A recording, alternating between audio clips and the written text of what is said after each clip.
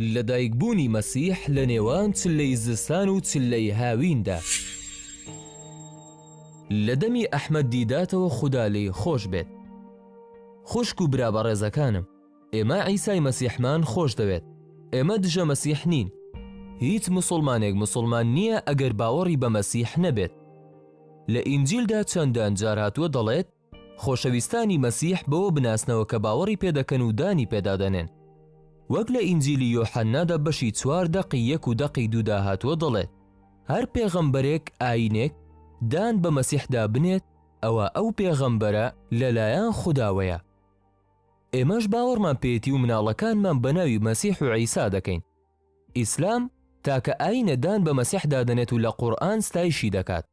خدای مەزن دەفەرمێت إذ قالت الملائكة يا مريم إن الله يبشرك بكلمة منه اسمه المسيح عيسى بن مريم وجيها في الدنيا والآخرة ومن المقربين.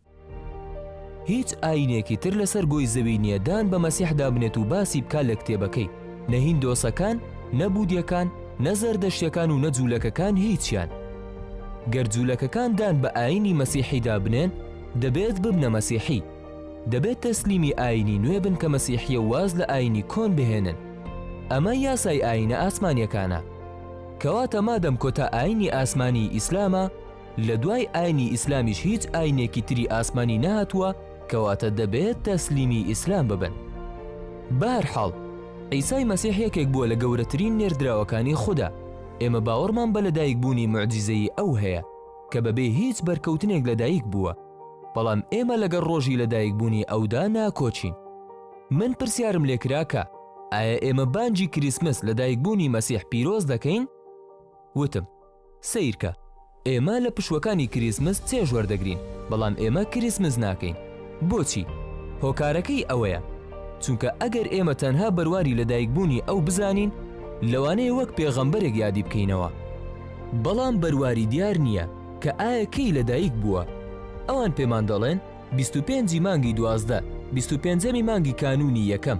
ئێمەش دەڵێن ئایا ئەوە لە ئینجیلدا باس کراوە؟ دەڵێن نەخێر. دەڵێن هیچ بەڵگەیەکی سەلمێنراوتان هەیە بڵێت لەم ڕۆژەدا لەدایک بووە؟ دەڵێن نەخێر. ئێمەش دەڵێن ئەی ئەو هەموو هەڵپەرچەیە لە پێناو چی؟ ئەم هەموو سەرمایە خەرجکردنە لە پێناو چی؟ بڕینی ئەم هەموو دار و ڕازاندنەوەیان لە پێناو چی؟ وتم ئایا دەزانی لە 25 کانونی یەکەم لەدایک نەبووە؟ ئەمڕۆ مەسیحیەکان گەیشتونەتە ئەو ڕاستیی کە مەسیح لە 25 کانونی یەکەمدا لەدایک نەبووە وەک پاپاکەتان دەڵێت.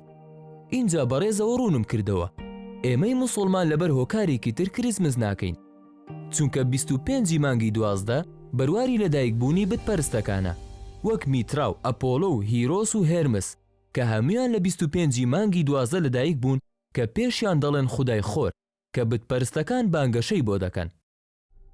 هۆکارێکی بەهێزتر کە دەیسەلمێنێت عیسا لە 25 مانگی 12 لەدایک نەبووە واتە لە چلەی زستاندا لەدایک نەبووە ئینجیلە. لە قورئانی پیرۆزیش پشتڕاست کراوەتەوە. لە ئینجیلی لۆقا بەشی 2 دەقی 8 تاوەکو 12 دەڵێت وەشوانەکانیش لە کێڵگەکانی نزیک دەوروبەریان نیشتەجێ بوون، شەوانە چاودێری مەڕەکانیان دەکرد. فریشتەیەکی یەزدان بۆ ئەوان دەرکەوت و شکۆی یەزدان لە دەوریان درەوشایەوە. ئەوان دەترسان، بەڵام فریشتەکە پێیوتن مەترسە، من هەواڵی خۆشت بۆ دەهێنم کە دەبێتە هۆی دڵخۆشێکی گەورە بۆ هەموو خەڵکی. ئەمڕۆ لە شارۆچکەی داوت ڕزگارکەرێک بۆ تۆ لەدایک بووە، ئەو مەسیح یەزدانە. ئەمە نیشانەیە بۆ تۆ، منداڵێک دەدۆزیتەوە کە پێچراوە. پرسیارەکە لێرەدا ئەوەیە لە چلەی زستان بەم سەرمایە شوان لە دەرەوە چی دەکات؟ و هەروەها لە 25 مانگی 12 لە فەڵەستین واتە ئەم خاکەی مەسیح تێدا لەدایک بووە، ناوەڕاستی وەرزی زستانە، زۆر سارد دەبێت. جوولەکەیەک ئەگەر زۆر بێعەقلیش بێت بەم لێشاوە لە دەرەوە نابێت، چونکە هەم خۆی لە سەرما دەبەسترێت هەم مەڕەکانیشی لە سەرما دەمرن، کەواتە دەبێت ئێوارەیەکی گەرم بێت بۆ ئەوەی خەڵک لە دەرەوەی چێڵگە بن، نەک لە ناوەڕاستی زستان و ساردترین ڕۆژی ساڵ. بەڵکو قورئانی پیرۆز هەمان پێشنیاردەکان لە سوورەتی مەریەم لە ئاەتی 25 دا پێمان دەڵێت وهزي إليك بجذع النخلة تساقط عليك رطبا جنيا. واتا قەدی ئەم دار خورمایە بەهەژێنە، خورمایەکی تازە و پێگەیشت و بەسەرتدا دەکەوێت. زۆر ڕوونە، پێویست ناکە بیسەلمێنین عەرەبەکان باش دەزانن کە پێویستت بە نیوەی هاوینە بۆ ئەوەی خورما بەرهەم بهێت، کەواتە لە ناوەڕاستی هاویندا بوو. قورئان و ئینجیلیش پشڕاستی چلەی هاوین دەکەنەوە نەک چلەی زستان.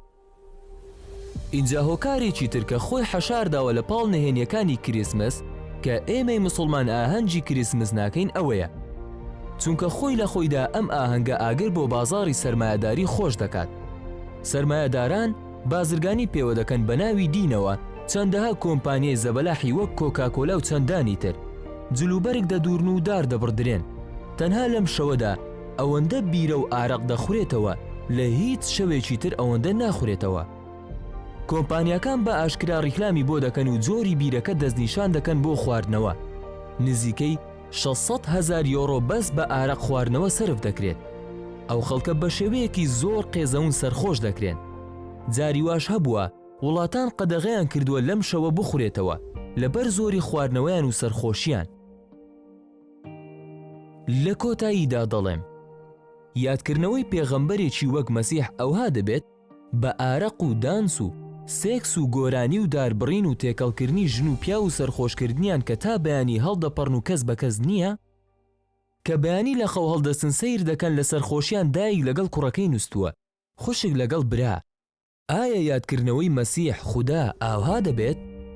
چ خودایەک دەڵێن هاتووە بۆ ئەوەی لە گوناحەکانی ئادەمیزاد خۆش بێت، کەواتە پێویستمان بە مەسیحێکی ترە بۆ ئەوەی تەنها بۆ ئەوە بێت لەو گوناح و تاوانانەمان خۆش بێت کە لە کریسمس ئەنجام دەدرێن.